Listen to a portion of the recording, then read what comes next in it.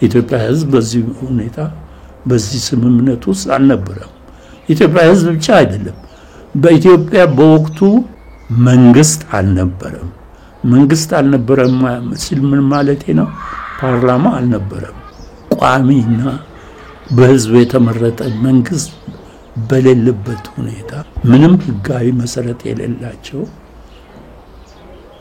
ተቋማት አንዱ ለአንዱ እንደ ስጦታ ሰጥቶ ኢትዮጵያን ባህር በር የሌላት አገር ነው ያደረጉበት ሁኔታ ነው የተፈጠረው። ቀይ ባህር በአሁኑ ወቅት ሰላም ያጣበት ሁኔታ ነው። ኢትዮጵያ ቀይ ባህርን ለቀይ ባህር ከአክሱም ጊዜ ጀምሮ ሰላም ፈጥራ ሰላማዊ ንግድ እንዲካሄድ ስታደርግ የነበረች ሀገር ነች። ዛሬም ቢሆን ያለ ኢትዮጵያ በአካባቢው ያለው ሰላም እጦት የሚቀጥል ነው የሚሆነው።